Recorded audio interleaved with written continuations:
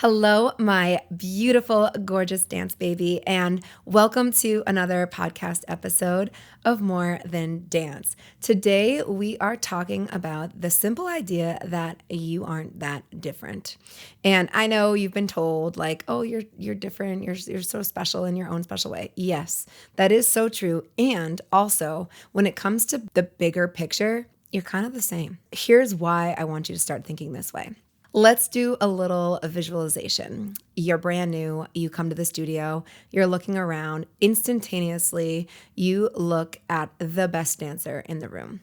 You're looking at her, you're admiring her, you maybe don't even have the knowledge yet of dance to understand why she stands out so well, or why she looks so good, or what's going on there. Why can't you take your eyes off of this person? And suddenly you think to yourself, wow.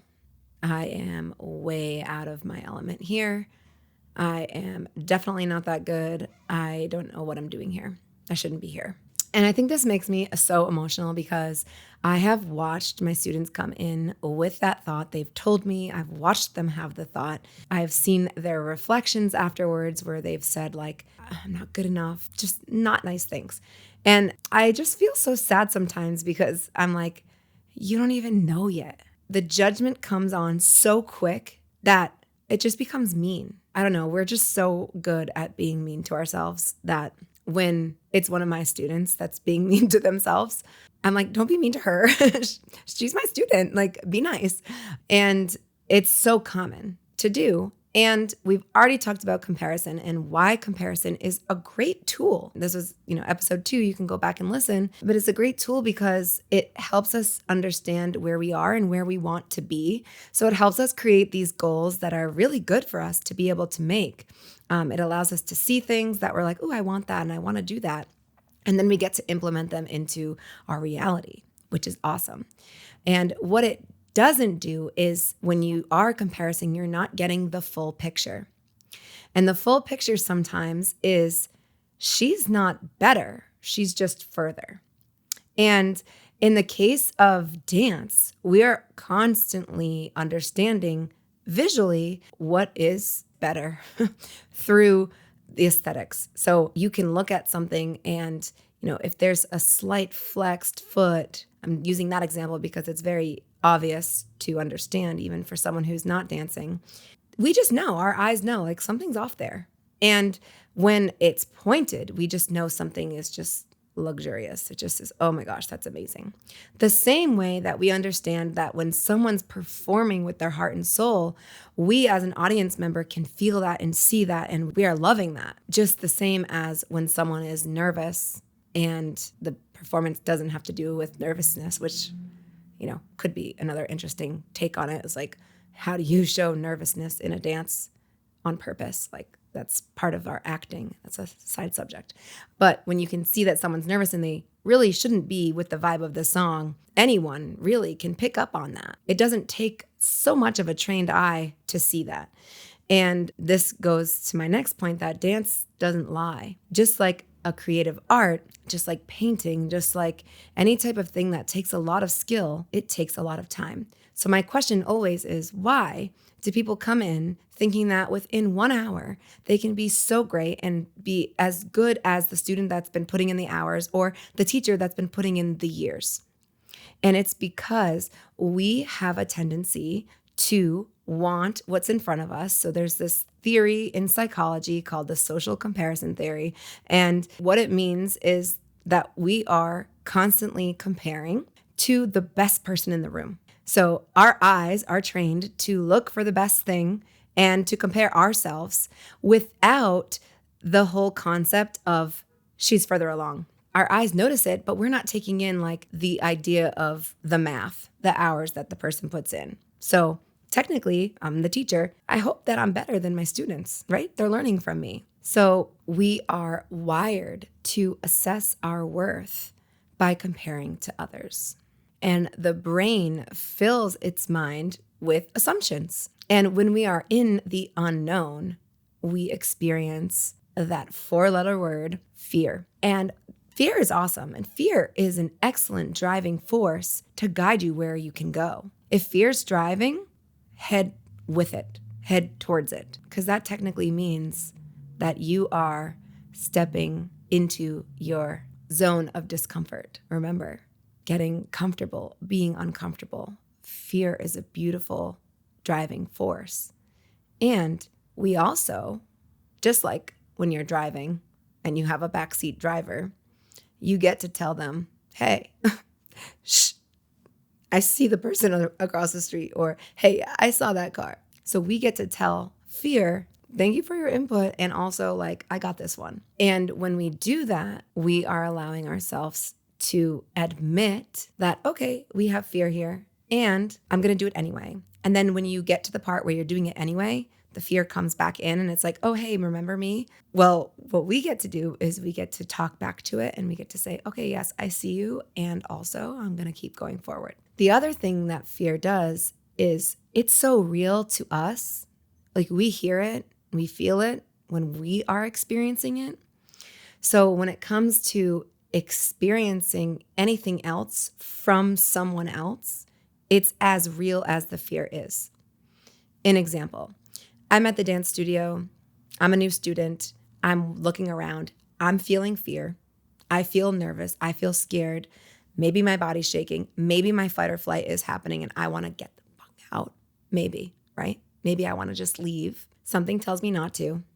I'm also taking in everything that I'm seeing. I'm looking around the room. I'm saying, wow, she's amazing. Wow, she's so good. Oh my gosh, I want to be like her. She's so confident. Because it's our thoughts, it's more real than it is. Because what we don't get a chance to do is interview everyone that we're seeing. Hey, how did you feel about that move over there? Or, hey, how can you imagine? Or, hey, how did that go for you? Which they could in turn say, whoa, that didn't feel really good. Or I don't feel confident right now, because they're getting a chance to experience their very own fear and looking at you potentially saying, wow, look at her coming in brand new. I didn't do that on my first class. Whoa, it's all about perspective. And our perspective is always our perspective unless we understand otherwise. We assume that our fear is so real and their confidence is so real, when really our fear is a fact and their confidence is not, because we don't know about it. We didn't interview them. We didn't get feedback from them. It's just a magic assumption that is something we make up in our heads. We look at it and we believe it. So now every time we go, we combat fear and we get into the room and we go to scary places, we also keep making up this lie that everyone around us is so confident. So that's why I'm titling today's episode, You're Not That Different, because you're not that different. You're appearing just as confident to them as they are to you.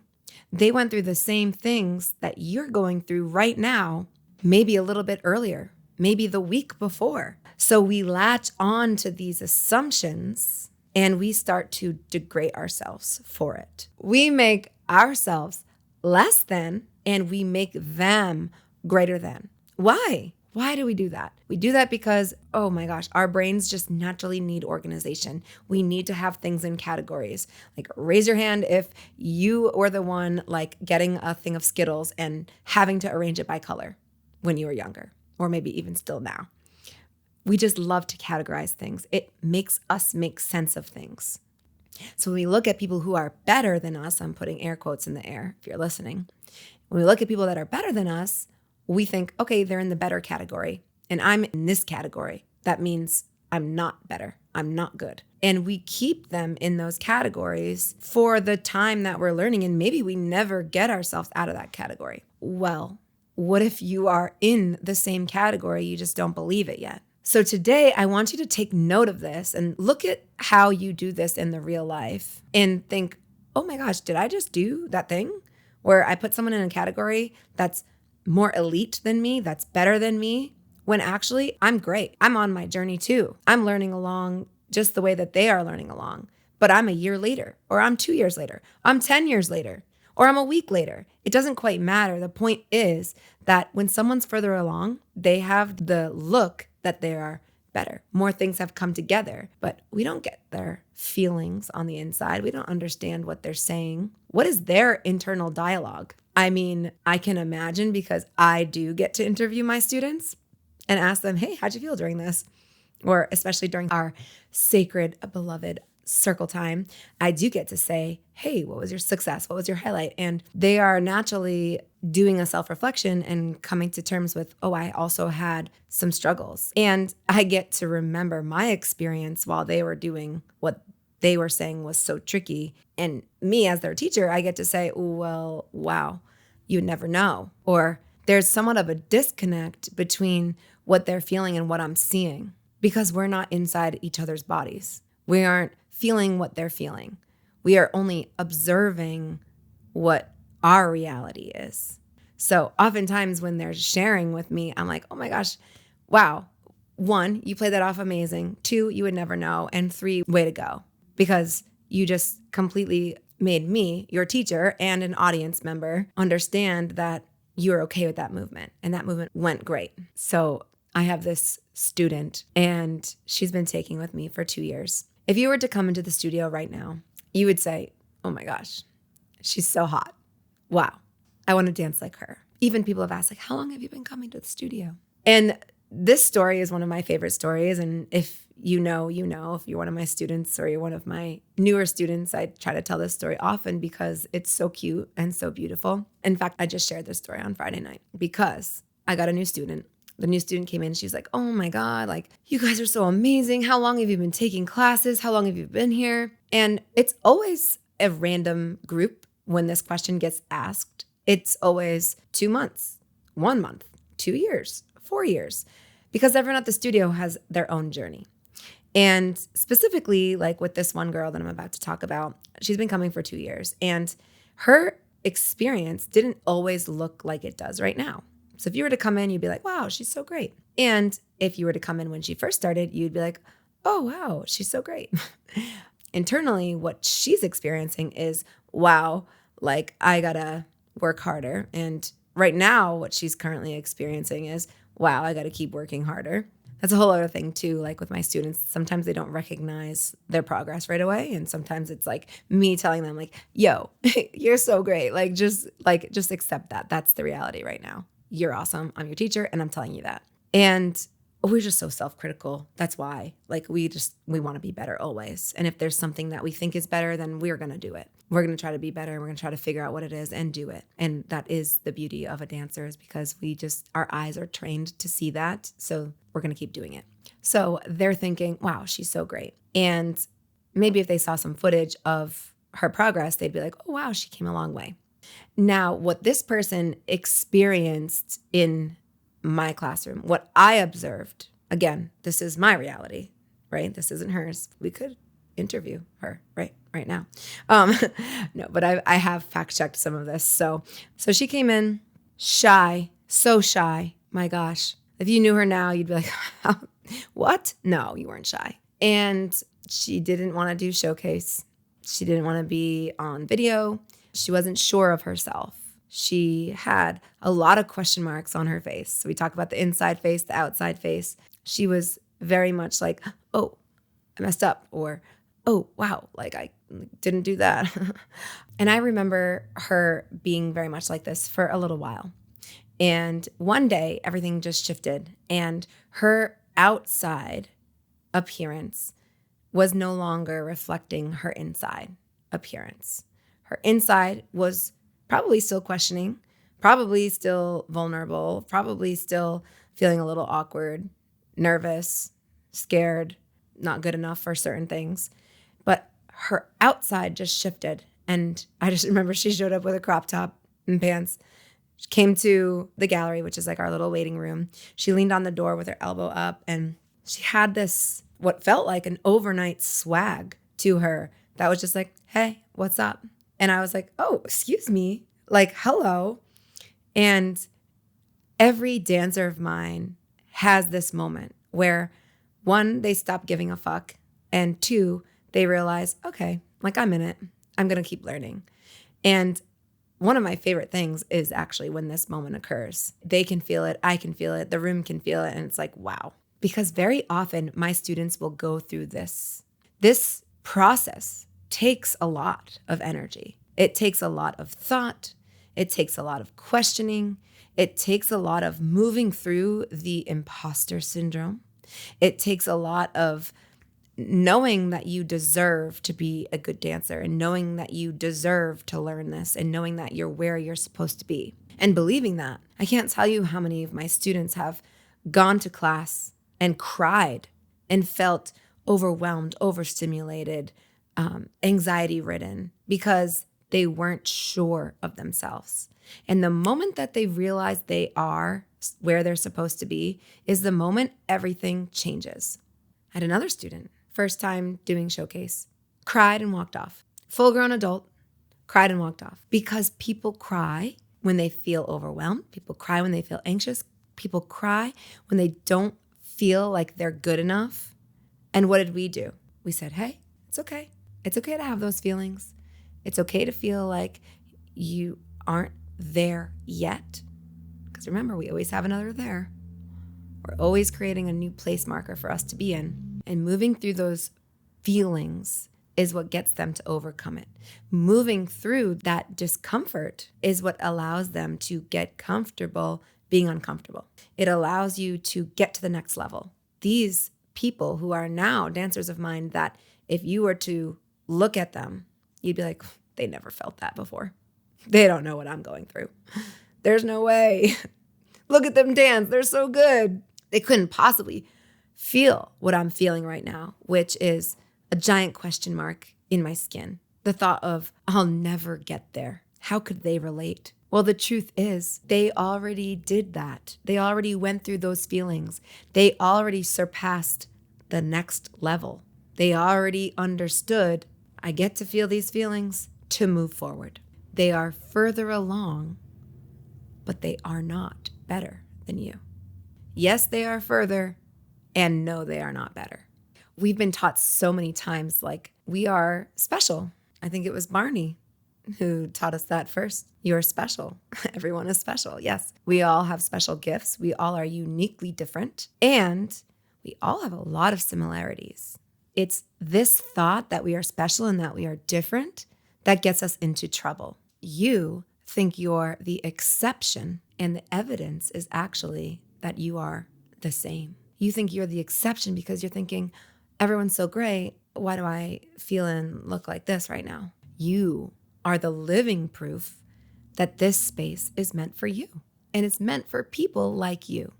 When we see things within people that we admire, things that we wish to become, it means it's already living within you. You already have a piece of it or a part of it. That's why dance is one gigantic mirror, because it shows us the things that we wish to be, the things that we wish to attain. When you're looking at something and you're thinking, wow, I wish I could, blah, blah, blah. There's already a part of you that is doing that, because that person to you is you to the new person. You are that person that you're looking at to my newest student. So what happens for us when we start to understand that we aren't that different? We are the same. Well, one, we stop comparing in a bad way and start comparing in a good way by connecting. We stop overanalyzing ourselves and over-explaining ourselves because we know it's just part of the game. It's part of the track. This is what we do to get better. We feel this way. We take more risks because we know we aren't an intruder. We are just the same as everyone else is taking a risk. So why not us? We get to take a risk too. We try different things. Maybe we try to bring our eyes. I always notice my students, when they first are learning head stuff, they never fully bring their head all the way back up. They always kind of keep it here, which is half up and their eyes kind of open. They start to be like, oh, I want to make this full. And they let their whole throat just be exposed. We've talked about that before, of how animals in the wild protect themselves by keeping their throat hidden and in. So taking a risk is to open up and to be big and to be large. We get to ask ourselves questions which invite us to understand possibilities. So what if I understood that I was just like them? What would be possible for me? Does that mean that in a year I can be just like them? Yeah, maybe. Keep up your consistency, keep up your practice, then yes, probably. Everyone learns at their own time, yes, and everyone has different skills because we have different natural abilities. Musicality might come stronger on you than it comes on someone else. Flexibility might come stronger on someone else than it comes on you. We are different in that way, and we are the same in the fact that we want to collect we want to catch them all. We want flexibility, we want facials, we want musicality, we want talent with memorization, we want to be able to perform, we want to be able to feel like it's nothing to do it. So we get to understand these possibilities of, what if that could be me in a matter of time? Because that's the truth. It really could be you in a matter of time. Or even the question, how would I dance if I knew I was about to be like that? And like that, insert your own scenario. How would you dance? How would you show up for yourself?